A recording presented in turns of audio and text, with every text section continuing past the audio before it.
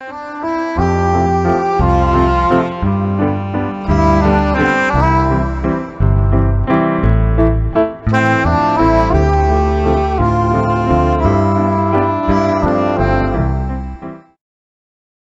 절에 가는 것을 반대하는 남편에게 화가 납니다.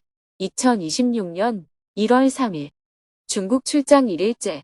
안녕하세요. 오늘부터 1박 2일 동안 중국을 방문하여 북한 인도적 지원 방안과 한반도의 평화와 통일을 위해 관계자들을 만나 미팅을 할 예정입니다. 스님은 새벽 수행과 명상을 마친 후 중국 출장을 가기 위해 오전 7시에 서울 정토회관을 출발하여 인천공항으로 향했습니다. 인천공항에 도착하여 출국 수속을 밟고 탑승구로 향했습니다. 오전 8시 45분에 인천공항을 출발한 비행기는 1시간 50분을 비행하여 현지 시각으로 9시 35분에 중국 심양공항에 착륙했습니다. 공항을 나와 관계자들을 만나 북한 인도적 지원 방법에 대해 여러 가지 논의를 했습니다. 북한 주민들의 생활 현황, 환율, 작년 농사 작황, 중국에 파견된 노동자들의 현황 등에 대해서도 이야기를 나눈 후 다시 심양의 숙소로 돌아와 하루를 마무리했습니다. 내일은 한반도의 평화와 통일을 위해 관계자들과 미팅을 한 후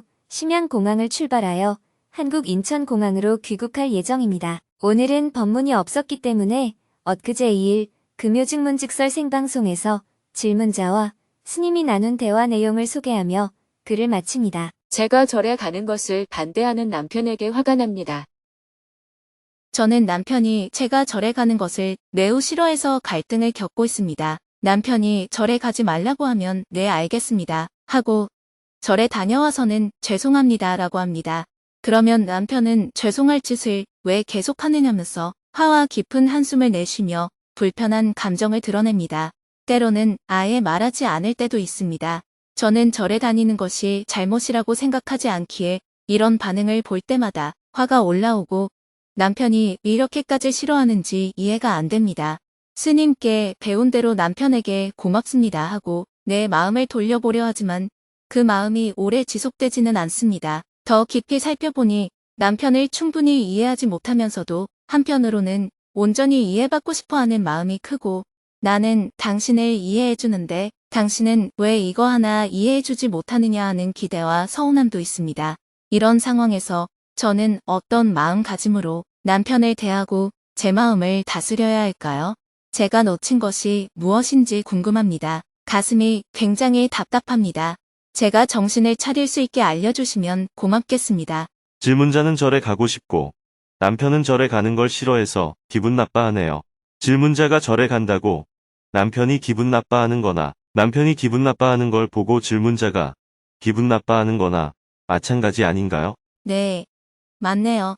질문자가 내가 절에 가는 걸 두고 남편은 왜 기분이 나쁠까 하고 생각한다면 동시에 남편이 기분 나빠하는 모습을 보면서 나는 왜 기분이 나쁠까 하고 돌아볼 줄도 알아야 합니다. 그리고 그럴 때는 남편 성격이 원래 이래서 기분 나빠하는 걸 내가 어쩌겠어. 또 기분이 상했으니 내가 한번 달래줘야지 하고 생각하면 됩니다. 이 상황에는 누구의 잘못도 없습니다.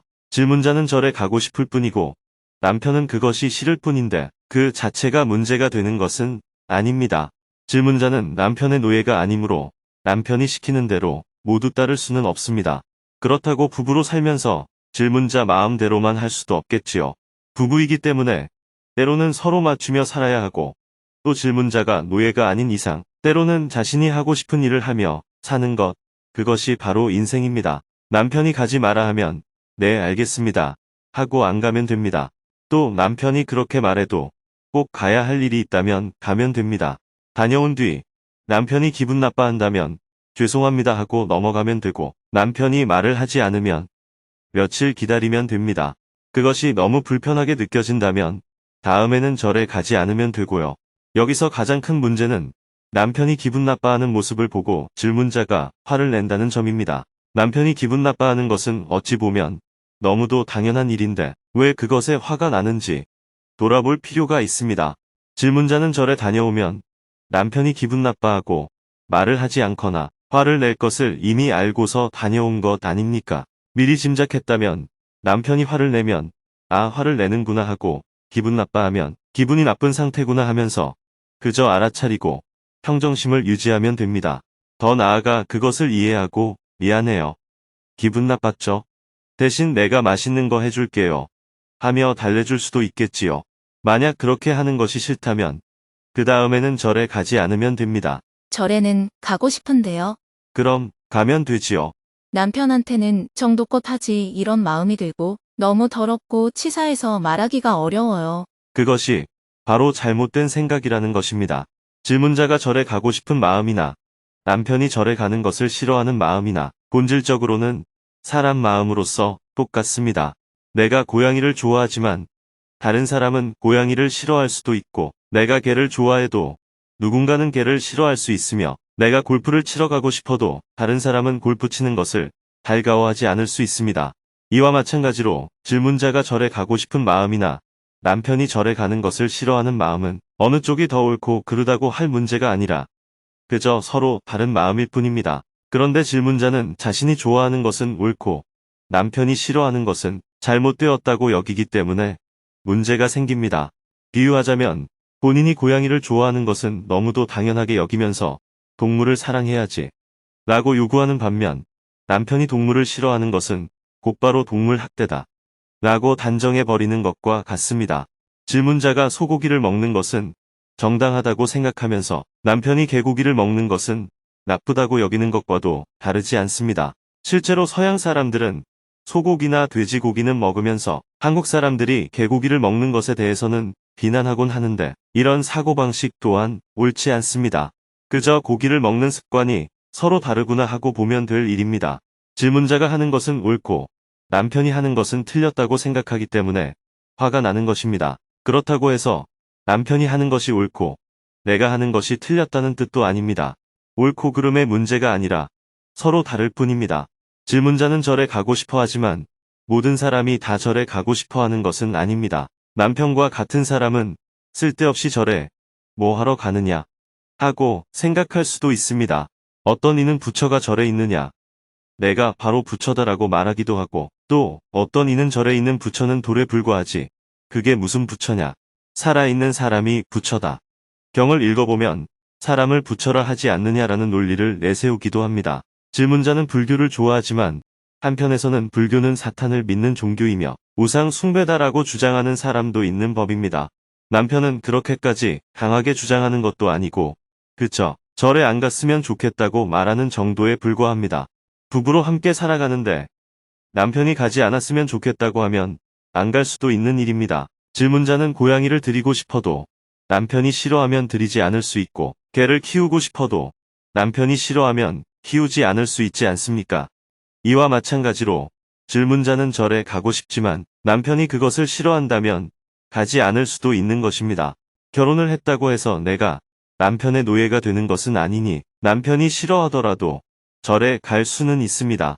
그렇다고 해서 내가 옳다고 주장할 수 있는 것은 아닙니다. 내가 좋아하는 것을 남편이 싫어할 수도 있기 때문입니다.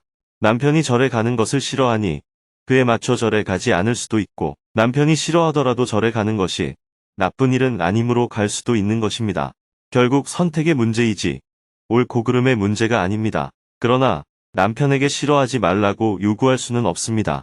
그것은 남편의 성향이므로 그대로 인정해주면 됩니다. 질문자는 절에 가면 남편이 기분 나빠할 것을 뻔히 알면서도 왜 기분이 나쁜데요? 뭐가 그렇게 기분 나쁜데요? 내가 나쁜 짓을 한 건가요? 하고 따지기 때문에 갈등이 생기는 것입니다. 질문자 입장에서는 기분 나쁠 일이 아니라고 느껴질 수 있지만 남편은 질문자와 다른 사람이니 충분히 기분이 나쁠 수도 있습니다. 그럴 때는 그저 죄송합니다 하고 말하면 됩니다. 남편이 화가 나서 아예 말을 하지 않으면 당분간 기다리고 그래도 계속 말을 안 하면 많이 기분이 상했구나 하고 먼저 말을 걸거나 미안해하며 껴안아 주면 됩니다. 여기서 핵심은 남편이 기분 나빠한다고 해서 질문자까지 함께 기분 나빠할 필요는 없다는 점입니다. 선택지는 두 가지입니다. 하나는 절에 가지 않는 방법이고 다른 하나는 절에 가되 욕을 조금 얻어먹는 방법입니다. 그 가운데 어떤 선택을 하든 그것 때문에 마음까지 상할 필요는 없습니다. 네, 알겠습니다. 제가 절에 가는 것으로 남편이 기분 나빠하는 것과 남편이 기분 나빠하는 걸 보고 나도 기분 나빠하는 것이 마찬가지라는 말씀을 듣고 크게 깨우쳤습니다. 저는 계속 제가 옳고 남편이 잘못된 거라고 생각했거든요. 그게 아니라 서로 다른 것이었습니다. 절에 가되 욕 좀 얻어먹고 기분 나빠하지 않는 연습을 해보겠습니다. 고맙습니다. 네. 꼭 그 길만 있는 건 아니에요. 절에 안 가는 방법도 있습니다. 그러면 욕도 안 얻어먹고 좋잖아요. 절에 가는 게 좋으니까요. 그렇다면 좋은 만큼의 대가는 지불해야 합니다. 그에 따른 과보도 감수해야 하지요. 질문자가 좋아하는 일을 하려면 욕을 먹을 수도 있고, 때로는 죄를 지은 사람처럼 사과해야 할 수도 있습니다. 자신이 좋아하는 일을 하면서 그 정도의 대가는 치러야 하는 것입니다. 빌어봤는데 더는 못 빌겠다 하는 마음이 들어서 빌기는 싫더라고요. 단 것을 좋아하면 나중에 당뇨병에 걸릴 각오를 해야 하고, 산을 좋아하면 언젠가는 무릎이 아플 수도 있음을 감수해야 하듯 모든 일에는 그 대가가 따릅니다. 질문자는 남편이 싫어하는 행동을 선택했으니 그로 인해 남편이 불편해하는 반응이 돌아온다는 과보를 그대로 받아들이면 됩니다. 알겠습니다. 고맙습니다.